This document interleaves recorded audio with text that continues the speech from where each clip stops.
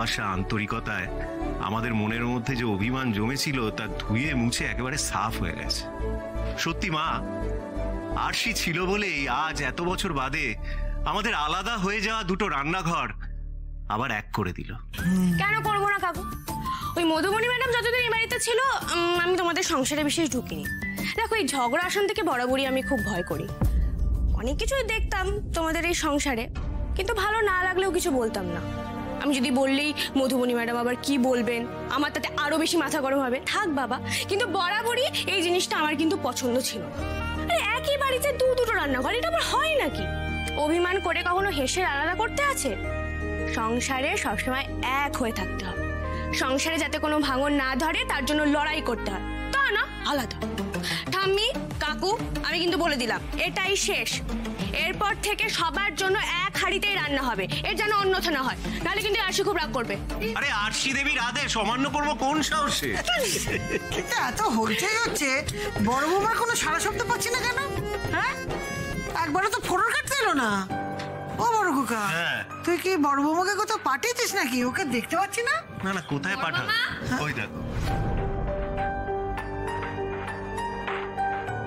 বলছি, মামিকে ডাকতে গেছিলাম, কোথাও তো খুঁজে পেলাম না। খুঁজে পেলে না? আমার মনে হয় ওই বিয়ে না হওয়ার দুঃখে না, মানে মধুবনীর দুঃখে বনবাস নিয়ে নিস। বাবা, এই বিয়ের প্রসঙ্গটা কি না তুললেই চলছিল না?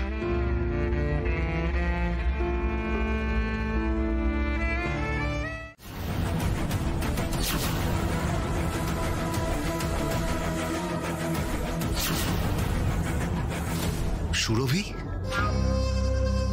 চলো মধুবনী। মা দাঁড়াও, এই মেয়েটা এখানে কি করছে?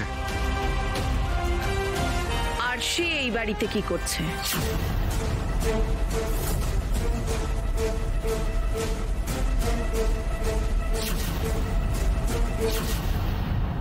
বড় বৌমা, তুই আবার কি? আমি আরশি আমার ম্যানেজার।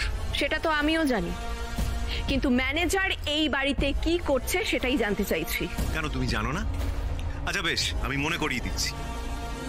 আমি ওকে আমার মেয়ের পরিচয় এ বাড়িতে এনেছি, আর ও আমার মেয়ের পরিচয় এ বাড়িতে আছে, থাকবে। তোমার কোনো সমস্যা হচ্ছে? কোনো প্রবলেম? সমস্যা থাকলেই বা শুনছে কে? শোনো, আমি তোমাদের সবাইকে স্পষ্ট করে একটা কথা বলে দিচ্ছি, মধুবনী আমার মেয়ে।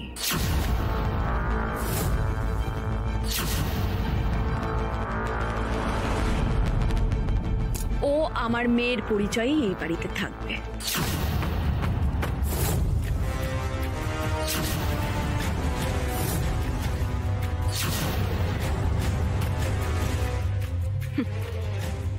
পুষ্যি কি শুধু তোমরাই রাখতে পারো নাকি? আজ থেকে মধুবনীকে আমি দত্তক নিলাম। কাকিমা, আপনার মাথাটা কি খারাপ হয়ে গেছে? এই, আমি তোমার সঙ্গে কথা বলেছি, আর ভবিষ্যতে আমার মুখে মুখে তর্ক করার সাহস দেখাবে না তুমি, বুঝতে পেরেছো? বড় বৌমা, তোমার কাণ্ড কারখানা দেখে আমি তো তাজ্জব হয়ে যাচ্ছি। তুমি তো আচ্ছা কান কাটা। যে মেয়েটার জন্য তোমার ছেলের এত বড় সর্বনাশ হতে যাচ্ছিল, তাকে তুমি বাড়িতে নিয়ে এসেছো রাখবে বলে? হ্যাঁ বলছি মা। বেশ, মায়ের যখন ইচ্ছে হয়েছে ওই মেয়েটাকে এ বাড়িতে রাখার, তাহলে তাই হবে। আমি তাতে বাধা দেবো না, কিচ্ছু বলবো না। কিন্তু আমারও একটা কথা সবাই শুনে রাখো, এই মেয়েটা যদি এই বাড়িতে থাকে তাহলে আমি এ বাড়িতে থাকবো না। দাদু ভাই,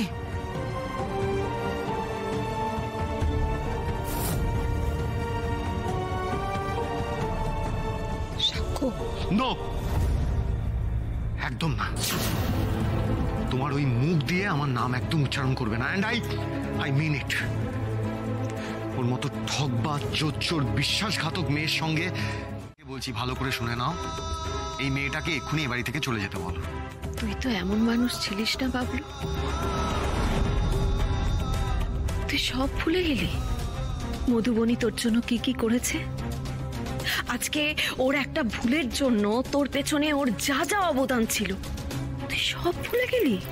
একটা ভুল, আর ওই একটা ভুলের জন্য আপনার ছেলের জীবনটা তছনছ হয়ে যাচ্ছিল কাকিমা। বাবলু, তোর মনে আছে তোর বাবার যখন চাকরিটা চলে গেছিল তখন তোর জন্য আমি কি কি করেছি? দিনের পর দিন হাত পেটা খেয়ে থেকেছি, লোকের বাড়ি বাড়ি গিয়ে কাজ করেছি, সারা রাত জেগে সেলাই করেছি, অনেক কষ্ট করেছি বাবলু।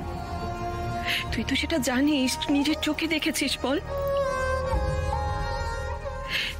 কিন্তু কিন্তু আজ বহুদিন পর আমি তোর জন্য একটু সুখের মুখ দেখেছি। এই মধুবনীর সাথে জুটি বাঁধার পরে তোর জীবনে এত উন্নতি হয়েছে বাবলু, তোর জীবনটা বদলে গেছে। মধুবনী তোর জীবনের লক্ষ্মী।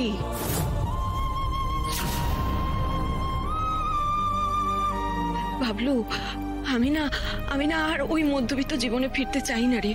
আমি পারবো না মেনে নিতে, পারবো না। আর আমি তোকে বলছি বাবলু, এই মেয়ে একটা অলক্ষী, এই মেয়ে তোকে টেনে নিচে নামিয়ে দেবে বাবলু। তুই আমার কথাটা শোন। না মা, তোমার ভুল হচ্ছে। এখনো অবধি আমার যে জায়গাটা বজায় রয়েছে সেটা শুধুমাত্র আশির জন্য। আমি কেন এত কথা বলছি মা? আমি তোমাকে ভালোভাবে বলছি, প্লিজ ওকে এখান থেকে চলে যেতে বলো। ওর মুখটাও আমি দেখতে চাই না।